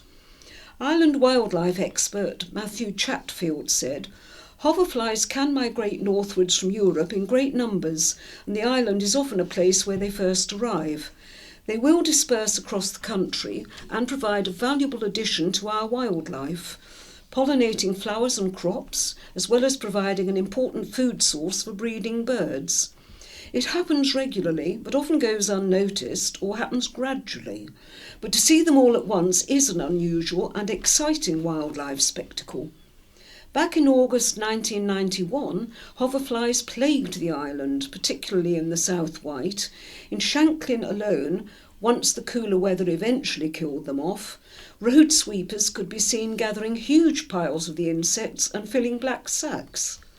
The marmalade fly seen this week is very common and a great friend to the gardener, feeding on plant-destroying aphids.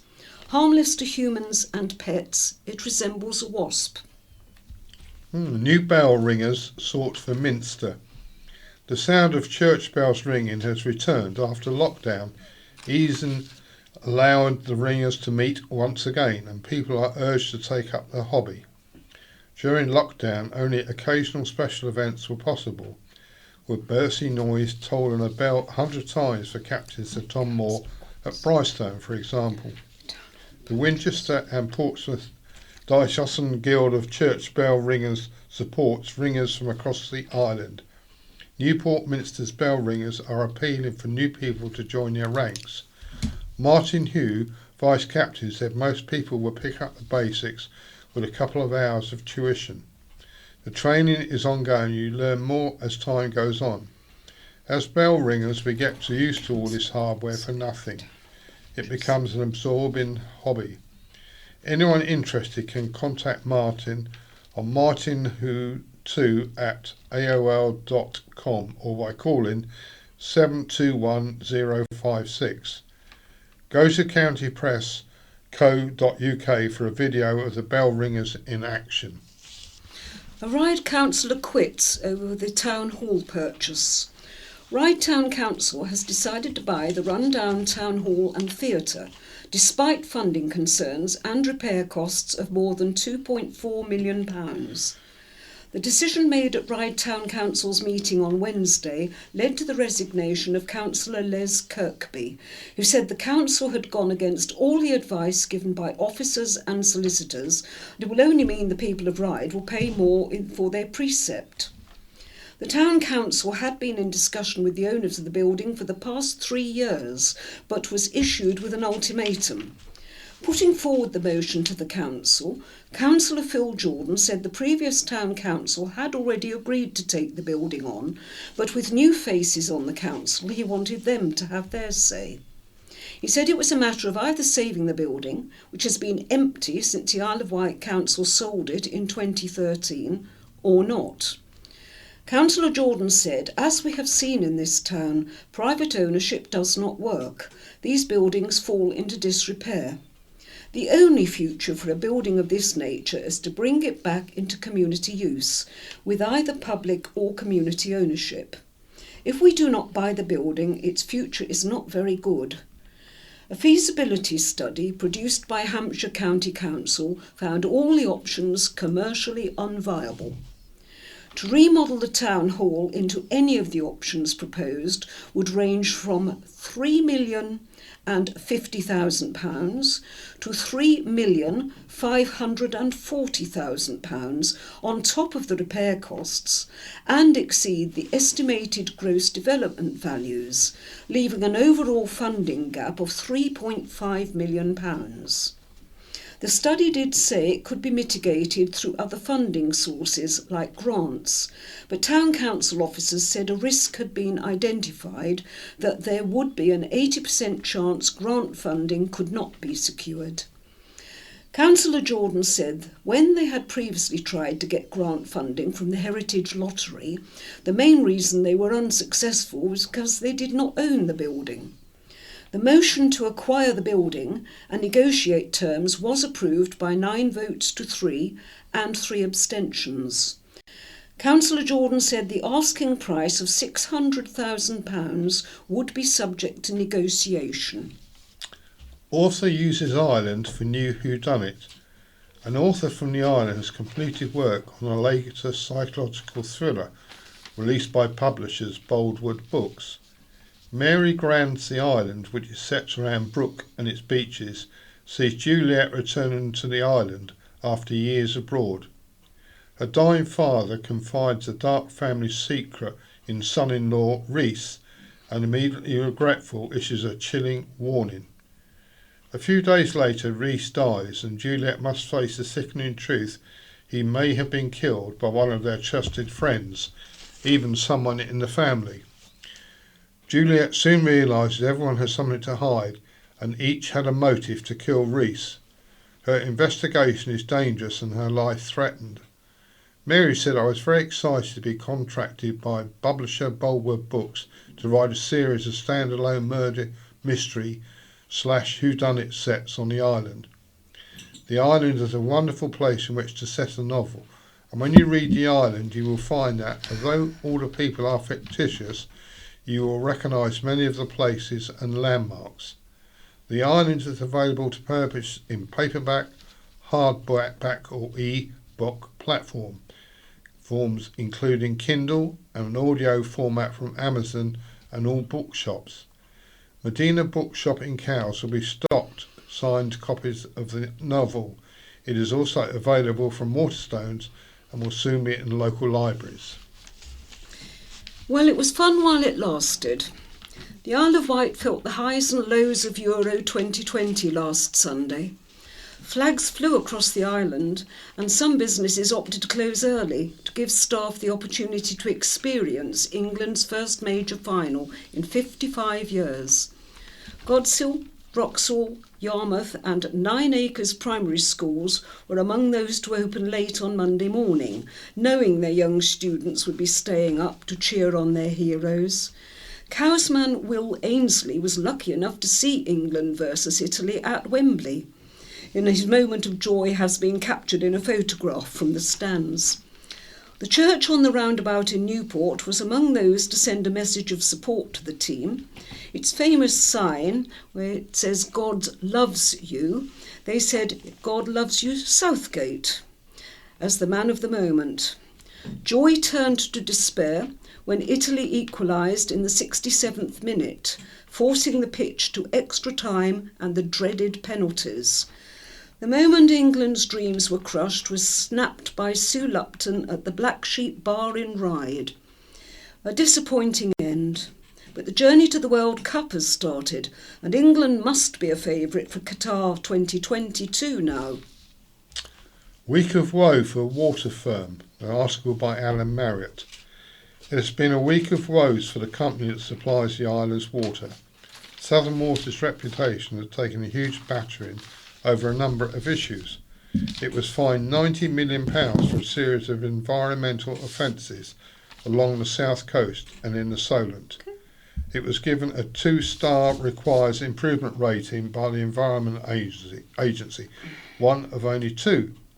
Southern Water admitted this week that spillage in the eastern yard at Alveston last week was sewage. Following Monday's heavy rain, stormwater was released into the sea around the island coast, something organisations such as Surfers Against Sewage have long campaigned against, even though it is permitted. Now Bob Seeley, the island's MP, has invited the utility firm's boss to come to the Isle of Wight to meet him over the issues. Mr. Seeley said Southern Water's actions are appalling and frankly unforgivable. Some have been deliberate acts. They show a cynicism which is breathtaking. I and other MPs talked with Southern Water a few weeks ago about a verdict of what needs to be done to improve. I have invited the Chief Executive of Southern Water to the island to meet with myself, councillors and council officers to discuss what specifically can be done in relation to raw sewage discharges from the island into the Solent and the English Channel. I look forward to, frankly, a penitent and conciliatory approach from them. I would like to thank residents from Sandown, East Cowes, Tottenham and other areas who have kept me informed of the situation in regards to Southern Water over the past couple of years. I also pay tribute to the work by Surfers Against Sewage. It is not acceptable for Southern Water to behave in this way when they hear that people are suffering from infections and other ailments arising from the water quality near where these discharges have occurred. I would like to add, however, that for the most part we continue to have good quality bathing water in the beaches around the Isle of Wight. A dino plan is unveiled. A new consortium is setting out a scheme for the Sandown site. Plans have been unveiled to make Sandown the dinosaur capital of Britain, with a rebranded Dinosaur Isle Museum, Dinosaur Park and research facility on the seafront. The British Dinosaur Museum attraction would be a partnership between a residents' association called Dinosaur Isle Group and Dinosaurier Park International. Dinosaurier Park International is an established company with extensive experience in developing, building and operating dinosaur parks and museums in Europe. A statement from the partners said, "This new attraction will bring together a new museum, a dinosaur park and a science research facility to display and preserve the island's heritage for future generations. The development will be both exciting and educational, perfectly suited to families, tourists, schools and universities."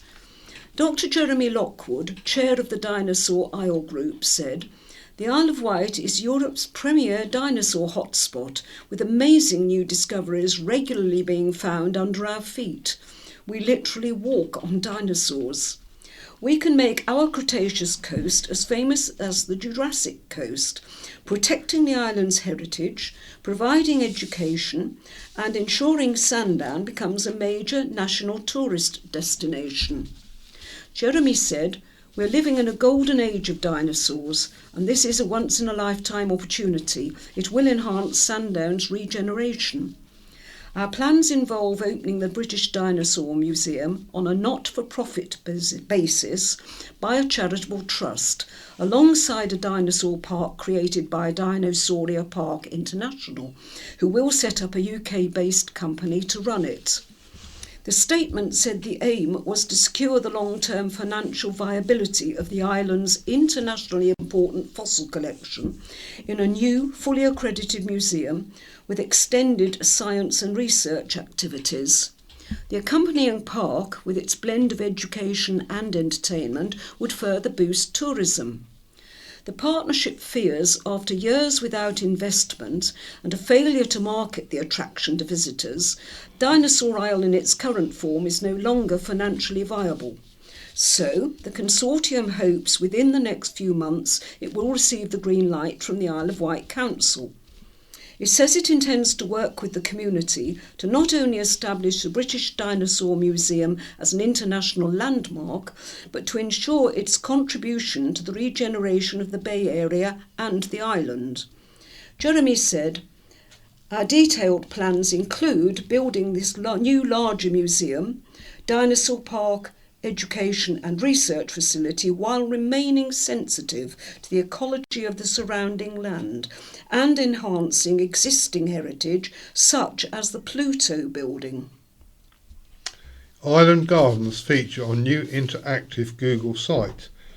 Ventnor Botanic Garden and the grounds of English Heritage Osborne House among the outdoor spaces featured on Gardens United, a new sensory and interactive online exhibition from Google Arts and Culture.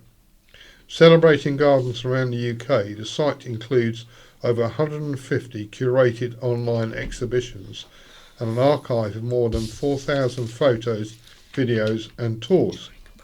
Queen Victoria's former summer home and Britain's hottest garden both feature.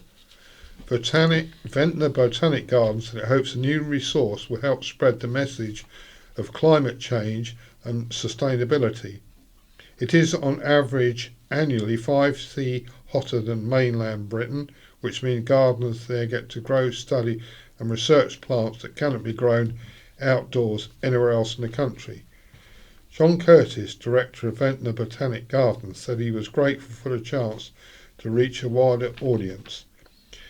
Amid Sood, director of Google Arts and Culture, said everyone around the world can find joy in exploring a garden. Through this programme, we want to celebrate this as well as inspire audiences to seek out new gardening experiences. Racist slurs to a hostel worker. During a prolonged incident at a Salvation Army hostel, a resident levelled vile racist abuse with threats of violence at a Bulgarian receptionist after she refused to call a takeaway about his order. Michael Wilson, aged 55, looks likely to have lost his accommodation at Fellowship House Ryde after he admitted using racially aggravated, threatening and abusive words and behaviour to cause alarm and distress, provoking a fear of violence on July the 2nd. The victim on duty at the hostel's front desk that evening was confronted by Wilson, who became irate when she said he knew nothing of a takeaway meal he had ordered. He then demanded she contact the takeaway establishment. When she said she wouldn't, he started shouting, said Anne Smout, prosecuting at the Isle of Wight Magistrates Court.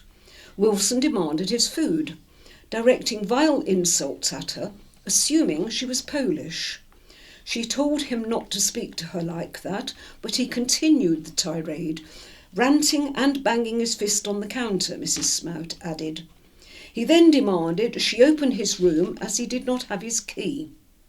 As she walked down the hall, with Wilson ahead of her, he continued his vile racist abuse. Wilson told his victim, a Bulgarian, "Open the door, I'll smash your face in." When she threatened to call the police, Wilson replied, "Call the police, I don't care," and was subsequently arrested. The incident lasted about 20 minutes. The victim said, "I felt he was going to assault me numerous times. I'm from Bulgaria and found his racist language very distressing. He targeted me because I am Eastern European. I was frightened. He was vile and abusive because of my nationality. His racially abusive comments made me feel very small and they really upset me." Wilson initially refused to answer any of the police's questions, but then denied he had made any racist comments against the woman and claimed she was lying. He then told officers he believed it was not racist, calling someone a Polish blank blank blank. It is not the first time he has committed an offence of that nature, a hate crime, said Mrs. Smout. His threatening behaviour and sustained racist abuse continued, even when the lady was trying to help him. For Wilson, Oscar Vincent said, "He doesn't excuse what he did. He isn't seeking to hide behind any justification for his behaviour." A lot of issues had been building up. Threats from fellow hostel residents. He reported them to staff, but nothing had been done. That night, having not eaten all day, he ordered and paid for a takeaway. But when he went to collect it, the premises was closed, and his frustrations boiled over the way they did. He stresses he isn't racist, and if he's able to see the victim again, he wants to apologise directly to her. It is likely he will have, as a result of his one-off behaviour, been rendered homeless. His criminal record includes a racially aggravated public order offence from 2010. Magistrates handed Wilson a 12-month probation order to include alcohol treatment and 10 rehabilitation activity sessions, with a £120 fine, £85 costs and a £95 victim surcharge. Island sailor James Neville beat off strong competition to win the Cowes Dinards at Marlow race. What made his victory more special was that he was the first Royal Ocean Racing Club Commodore in office to win the coveted King Edward VII Cup. James, the Cowes RORC Commodore, beat Edwell by 94 seconds on corrected time, racing his HH42 INO XXX over the 151 nautical mile course. There's a new scheme that backs the town's young people. Ryde Town Council has announced the successful employment of 2 young people thanks to the Department of Work and Pensions' new Kickstart scheme. This has enabled the young pair to move away from universal credit and work in placements at the council for 6 months. Back in September 2020, Chancellor Rishi Sunak announced the Kickstart scheme, which provides employers with funding to offer 6-month placements to 16 to 24-year-olds, working 25 hours per week. The placements are eligible to young people in receipt of universal credit who are at risk of long-term unemployment. Ryde Town Council has signed up for 5 placements and will help other Ryde employers to enrol on the scheme. Kaya Woodford and Shay Dixon are the first 2 to join the Ryde Town Council scheme. The scheme is currently open to employers registered with Companies House or the Charity Commission. Island Trio took part in national contest. Athletics, 3 Island athletes were selected to be part of the Hampshire team in the English Schools AA Track and Field Championship in Manchester. Elliot Lovett, who attends Cowes Enterprise College, qualified through a performance in the senior girls discus, a 3rd time being selected. Naomi Holdsworth and Robin Foss of Christ the King's College also qualified. Naomi excelled in intermediate girls discus and Robin the intermediate 3,000 metres. Robin, up against 20 other athletes, was boxed in and unable to give her best performance, falling 3 seconds short of her 10-minute 11 seconds personal best. Naomi came 8th in the under-17 event. All 3 among a team of 16 representing Hampshire had to meet a high standard of performance to qualify when they took part in the recent Hampshire Schools Athletics Championship in Portsmouth. Naomi, Robin and Nellie were part of a 14-strong contingent from the island which took part last month. And that's all for now. It's goodbye from Paul. And it's goodbye from Kate. Goodbye.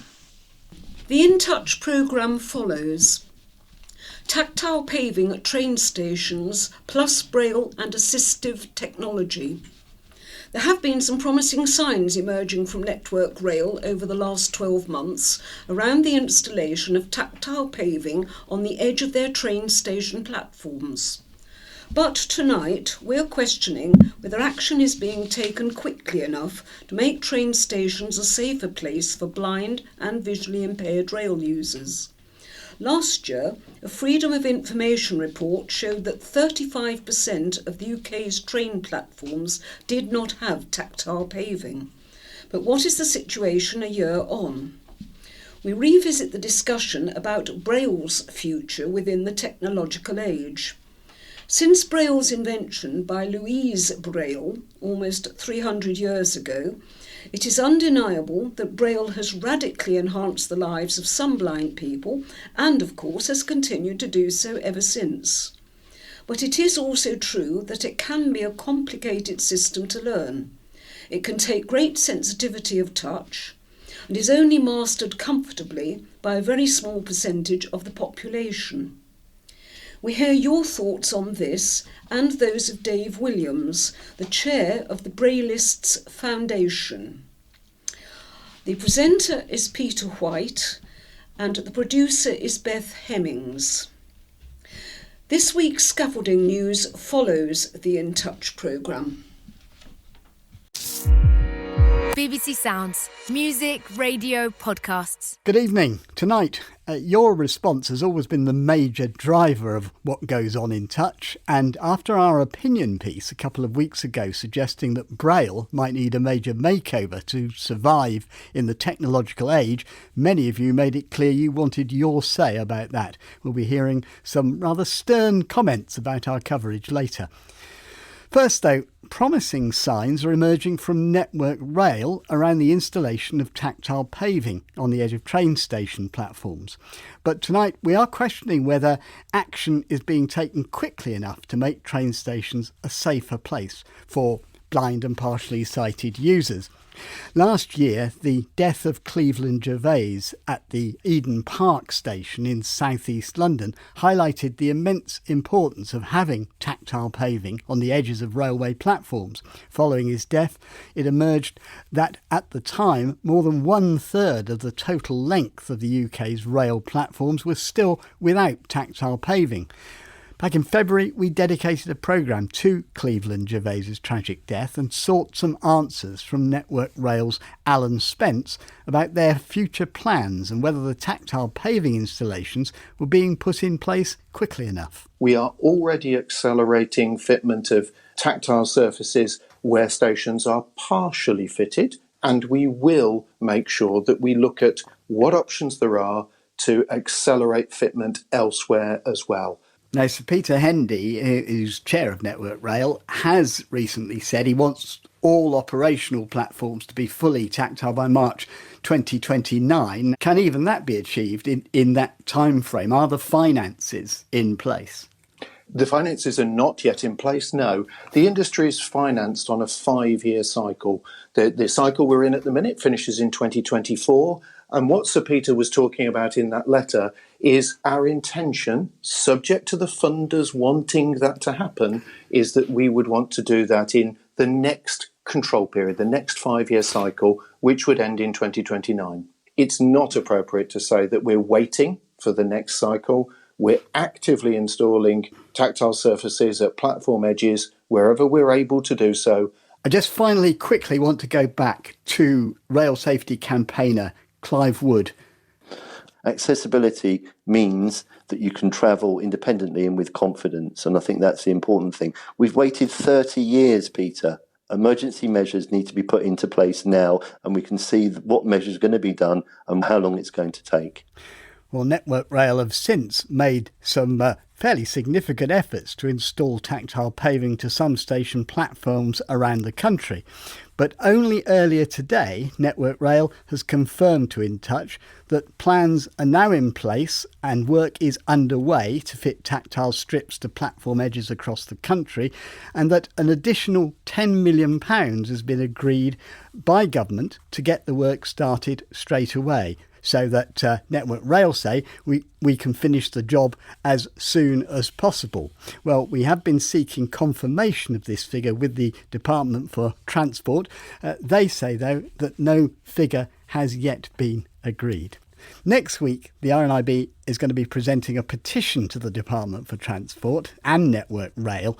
RNIB's policy officer, Roisin Jacklin, joins me now. So, Roisin, some confusion about what's actually happening as far as money's concerned. I mean, what can you tell us? What is your understanding of what's happening? We understand from Network Rail and the Department for Transport, from the conversations we've had, that there are commitments in place to possibly accelerate the rollout of tactile. But at the moment, we remain really really concerned that it could be as late as 2029 that we're seeing platform safety. This is such a fundamental safety measure. We really can't be waiting that long. So it's really important that this continues to be the pressure for rail safety to be delivered much quicker. And do you know anything about amounts of money promised? I don't know the amounts of funding. I know that it's something that the Department for Transport has said there'll be a financial plan by the autumn of this year, but it's absolutely critical, kind of the pace of funding is increased and sped up. Now, the concern was that 2029 was a long way away.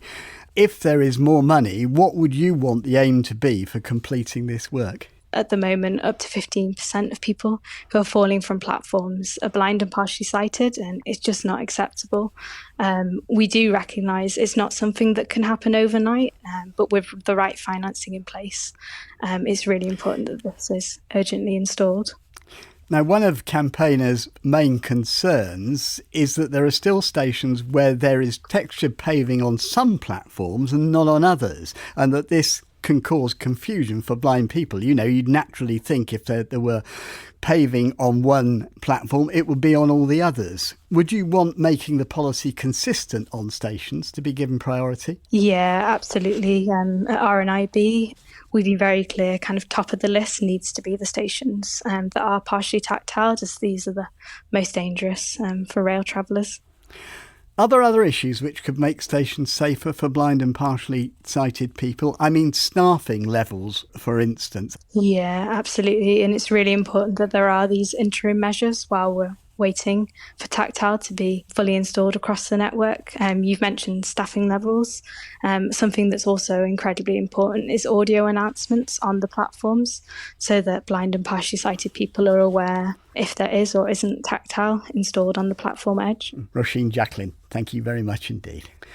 Now, our item on Braille and its future a couple of weeks ago had the stated aim of opening up the debate. Well, it's certainly done that. Indeed, more like opening up the floodgates.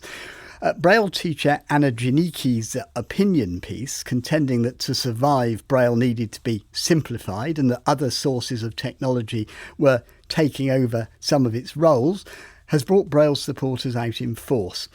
Here are just some of your reactions. First, Steve Tyler. Now, this is only a brief part of Steve's very detailed response. For the moment, Braille is the nearest mechanism we have that renders the printed word into tactile form using similar techniques such as formatting, spelling, style, etc. There's no mediation between the item being read and the user, so you're left to draw conclusions with little outside influence. But more than that, in the learning of Braille, a user becomes aware of spatial layout and formatting, conventions, spelling, use of grammar. Today, I would maintain that my job would be extremely difficult to carry out competently without Braille, especially in its newest guises. For example, technical and PowerPoint presentations are regular in my world. I can drive a PowerPoint presentation using a portable Braille display wirelessly connected to computer systems. I can read and control the presentation without distraction from synthetic speech delivering information to me while I'm trying to speak myself.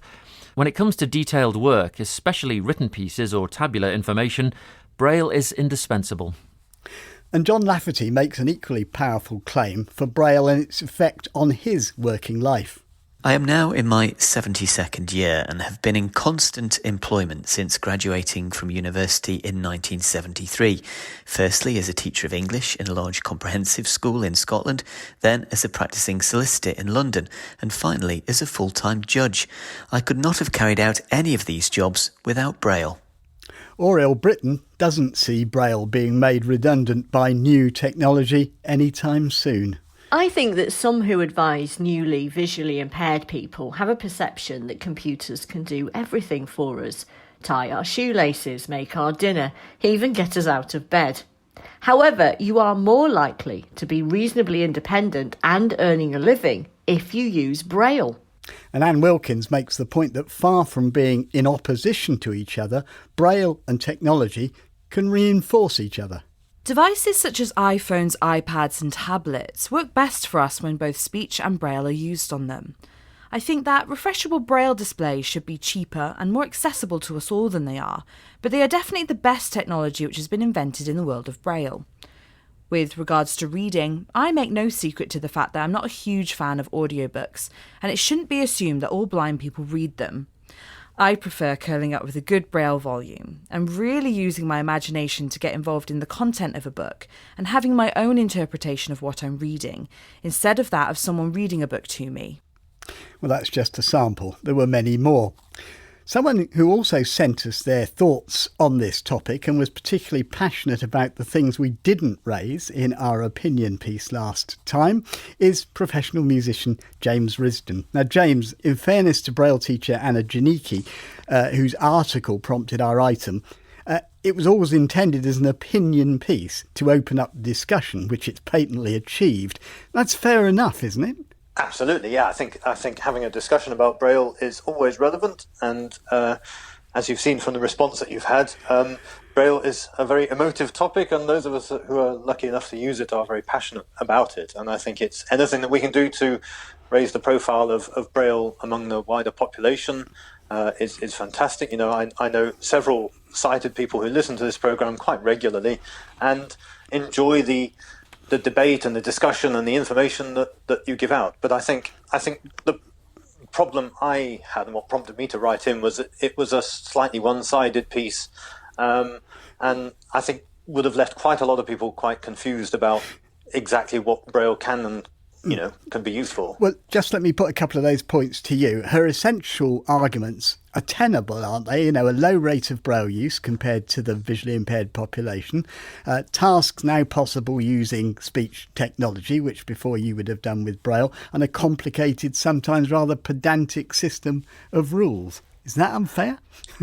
I think yes, you could make those points, but I think I would argue against all of them, to be honest. And I think let's take simplicity. So Braille is often cited as being a rather complex, laborious thing to learn. I think that confuses the tactile nature of Braille, so how easy you find it to read with your fingertips, and your ability to understand language and learn letters and symbols, literacy.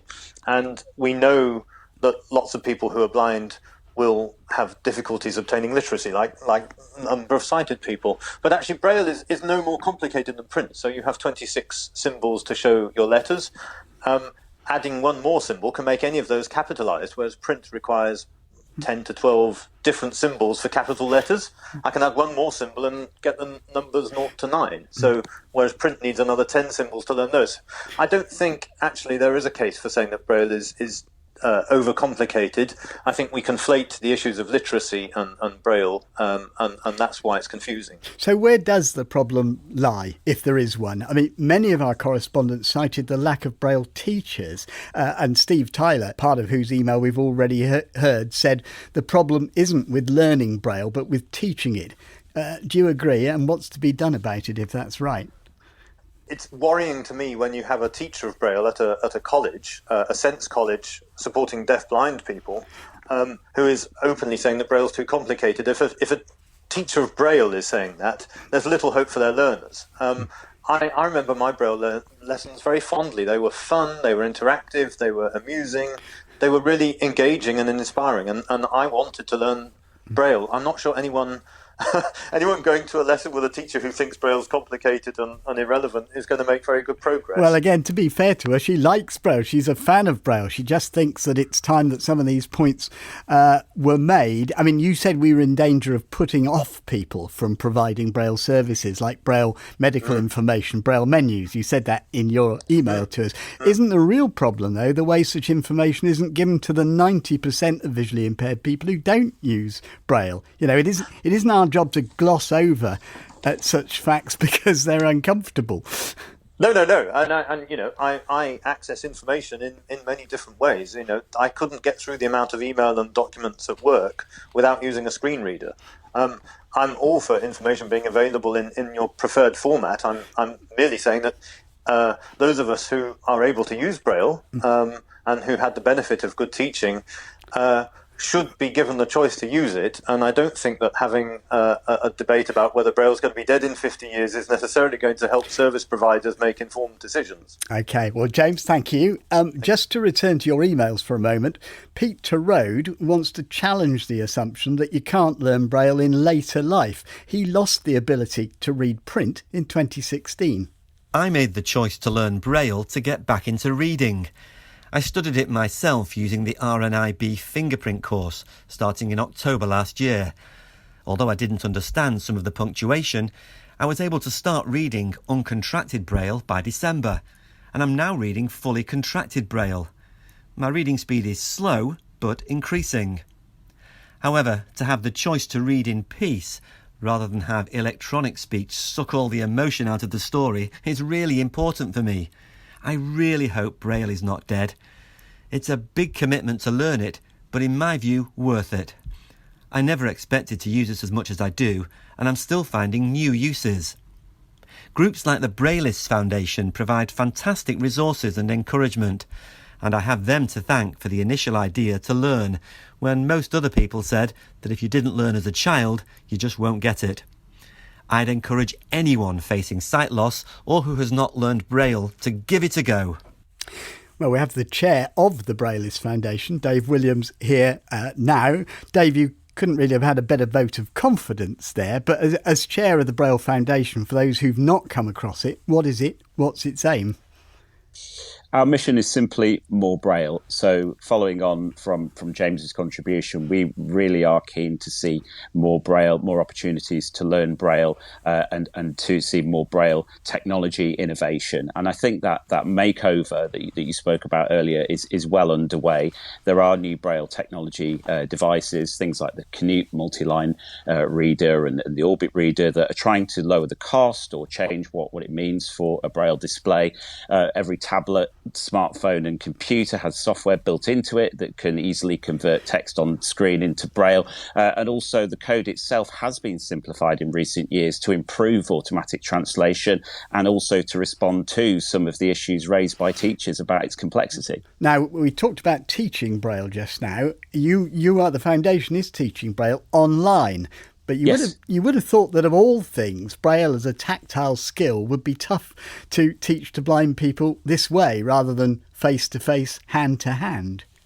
Absolutely. And we felt exactly the same 18 months ago, coming into this pandemic. We were a young charity, attempting to promote Braille usage. And then suddenly we weren't allowed to be near each other and discouraged from using, tactile things. And so we had a little bit of an existential crisis and we started running online community calls to basically teach those who were interested Braille, and we would find a qualified teacher. The students would request the hard copy materials be sent to them, and then we would guide them through that content online. And we've had hundreds of adults over the last year and a half take up this opportunity, not just new Braillists but existing Braillists, learning new skills, learning about Braille music and learning about Braille for science and maths and all sorts of subjects, and it's just grown beyond our wildest expectations.